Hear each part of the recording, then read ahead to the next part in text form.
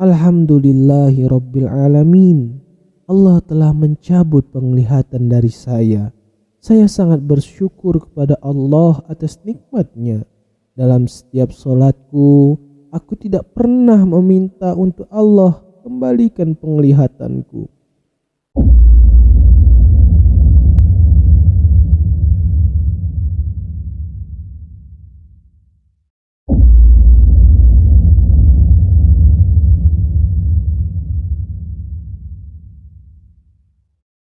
Kembali mengudara podcast berbagi kisah. Selalu ada hikmah di balik setiap kisah.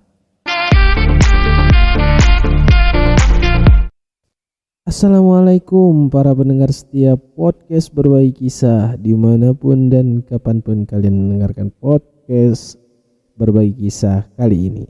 Gimana nih kabarnya? Semoga tetap baik-baik aja ya. Amin ya robbal alamin. Seneng banget Fikri di sini bisa lagi menemani para pendengar setiap podcast berbagi kisah yang senantiasa tentunya menunggu-nunggu podcast, apalagi kalau bukan podcast berbagi kisah. Selalu ada hikmah di balik setiap kisah. Bagi pendengar yang baru pertama kali mendengarkan podcast berbagi kisah, Fikri ucapkan selamat datang. Semoga podcast ini bisa menemani kalian selalu ya. Bagaimanapun suasana hati para pendengar saat ini mendengarkan podcast berbagi kisah, semoga tidak lupa menjadikan kita semua sebagai makhluk yang selalu bersyukur. Kebahagiaan dan kesedihan merupakan bumbu dalam kehidupan. Bersyukurlah akan setiap keadaan, dan percayalah bahwa Tuhan tidak pernah meninggalkan hamba-hambanya. Seperti biasa, pada kesempatan kali ini, dalam beberapa menit ke depan, Fikri akan menemani sobat pendengar sekalian dalam podcast berbagi kisah. Bagi yang ingin berbagi kisahnya, bisa di WA-in aja nih di 0813 5172 9160. Atau langsung di Twitter boleh juga di Fikri Ilmi atau @fikriilmi, F-nya gede ya kawan-kawan. Atau yang punya IG boleh di DM di Instagram di @s_mfikrinurilmi, FIQ pakai Q ya kawan-kawan, FIQRINURILMI, mfikrinurilmi. Oke, mari kita mulai podcastnya.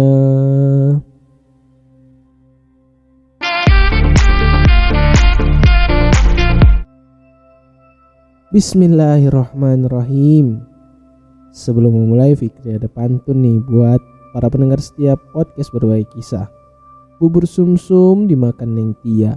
Assalamualaikum sahabat pendengar setia. Iya, boleh lah ya. Insya Allah pada kesempatan kali ini Fikri akan berbagi kisah tentang apa nih Fikri? Tentang apa ya? Penasaran nggak?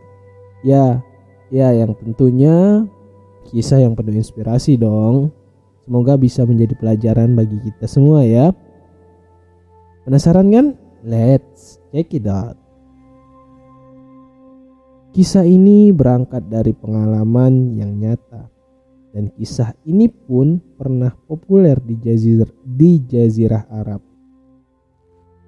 Kisah ini tokoh utamanya adalah Mu'ad, bernama Mu'ad, seorang anak yang memiliki keistimewaan di balik kekurangan yang dimilikinya.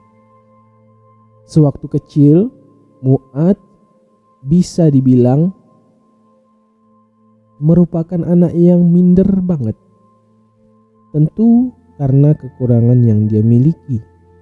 Mu'ad adalah anak yang memiliki atau menyandang disabilitas, tepatnya tunanetra, artinya gak bisa melihat dengan jelas ya kawan-kawan. Namun tidak mungkin Allah menutup suatu pintu kemuliaannya tanpa adanya hikmah. Pasti Allah akan ganti dengan kelebihan atau kemuliaan-kemuliaan lainnya. Kesendirian yang dialami oleh Mu'adz menjadi wasilah Allah gerakkan dirinya untuk mengambil Al-Quran. Tak pernah disangka, tak pernah diduga. Skenario Allah tentu yang paling indah. Itulah awal mula Allah ingin mengangkat derajat Mu'adz dan keluarganya.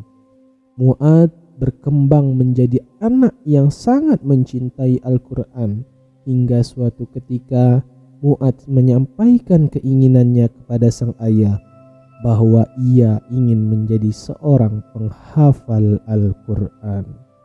Dengan dukungan penuh, sang ayah gigih mencarikan guru yang terbaik bagi anaknya dan mengantarkan Mu'adz dengan kendaraan yang sederhananya menuju tempat tinggal sang guru. Jarak yang jauh antara rumah Mu'adz dan gurunya bukan menjadi penghalang bagi sang ayah dan Mu'adz untuk mendatangi guru tersebut. Dalam perjalanan yang jauh, Mu'adz sering mengulang-ulang hafalannya sehingga tidak sia-sia dalam setiap waktunya, dan sang ayah selalu setia menyimak bacaannya dengan menempelkan naskah ayat yang dihafalkan oleh Mu'adz di dashboard motornya. Setiap kali ada jadwal belajar bersama sang guru, maka Mu'adz selalu datang dengan didampingi sang ayah. Meskipun dalam setiap kali belajar, gurunya hanya meminta Mu'adz membaca satu ayat saja. Namun ayahnya dan Mu'adz sendiri tetap istiqomah belajar kepada sang guru tersebut. Ternyata bukan tanpa alasan, teman-teman para pendengar setia. Sang guru melakukan hal tersebut menginginkan muridnya meresapi ayat-ayat yang dihafalkan, bukan hanya sekedar menghafalkan tanpa menyerap isi apa yang dihafalkan. Dengan begitu, kecepatan dalam menghafalnya menjadi meningkat. Singkat cerita,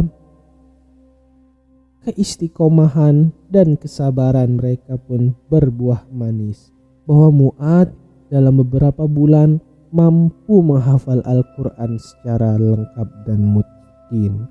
Tentu hal ini merupakan rahmat dari Allah Subhanahu wa Ta'ala bagi ayah Mu'adz dan Mu'adz sendiri, sampai pada satu saat kisah ini diangkat oleh seorang reporter dalam sebuah liputan. Perbincangan yang mulanya cair berubah menjadi tangis yang haru. Apa yang terjadi? Ketika itu Mu'adz berkata kepada sang reporter, "Alhamdulillahi Rabbil Alamin. Allah telah mencabut penglihatan dari saya. Saya sangat bersyukur kepada Allah atas nikmatnya. Dalam setiap solatku, aku tidak pernah meminta untuk Allah kembalikan penglihatanku." Anda tidak ingin Allah mengembalikan penglihatan Anda? Tanya reporter. Ya, Anda tahu kenapa? Jawab Mu'adz. Saya berharap bahwa dengan Allah mencabut penglihatan dari saya, ini akan menjadi penolong bagi saya saat dimana bertemu dengannya. Lanjut Mu'adz.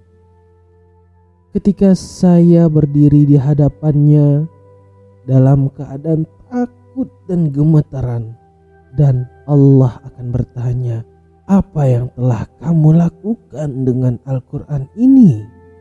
Pada saat itu saya meminta kepadanya, semoga Allah meringankan perhitungannya dan Allah akan memberikan rahmatnya kepada siapa yang dikehendakinya.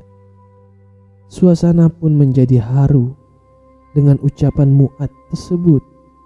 Orang-orang di ruangan tersebut meneteskan air mata, seolah tak bisa berkata, tidak terkecuali pula sang ayah dan sang reporter.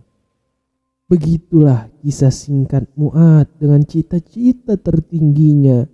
Dari kisah di atas tentu banyak pelajaran yang dapat dipetik, bahwa dalam belajar harus dijalani dengan sabar dan istiqomah, karena pada dasarnya keistiqomahan akan berbuah kemuliaan. Kemudian seorang anak yang Allah beri kekurangan dari segi fisik masih mampu menghafal Al-Quran, dengan harapan Allah ringankan azab atas dirinya dari Al-Quran yang dihafalkannya. Lantas bagaimana dengan kita semua? Lantas bagaimana dengan para pendengar semua dan termasuk saya? Ini menjadi muhasabah bagi saya sendiri yang sering merasa aman dengan amalan yang kita perbuat, yang telah diberi waktu panjang dalam kehidupan, yang masih diberikan fisik tanpa kekurangan satu hal apapun. Di mana posisi kita ketika dihadapkan kepada Allah nanti? Dari kisah di atas mengajarkan kepada kita bahwa cita-cita tertinggi seorang hamba bukan hanya tentang kesuksesan di dunia, akan tetapi bagaimana nanti kesuksesan di akhirat kelak. Sungguh kisah yang penuh dengan inspirasi. Mungkin itu akan menjadi suntikan semangat bagi para pendengar setia semua untuk terus berbuat kebaikan dan terus bersama dengan Al-Quran. Terima kasih yang sudah mendengarkan dengan sabar hingga selesai. Semoga kisah di atas memberikan insight yang baik untuk kita lebih baik ke depannya nanti. Semoga ke depan kita semua dapat menjadi insan-insan yang lebih baik dari hari sebelumnya, sehingga kita semua menjadi orang yang beruntung di hadapannya. Amin ya rabbal alamin. InsyaAllah kita akan ketemu lagi dalam episode-episode selanjutnya yang tentunya akan lebih menarik. Saatnya Fikri bakal pamit undur diri, dan jangan lupa tetap dengarkan podcast Berbagi Kisah. Selalu ada hikmah di balik setiap kisah. Fikri pamit undur diri. Ilal liqa ma'as salamah. Wassalamualaikum. Bye bye.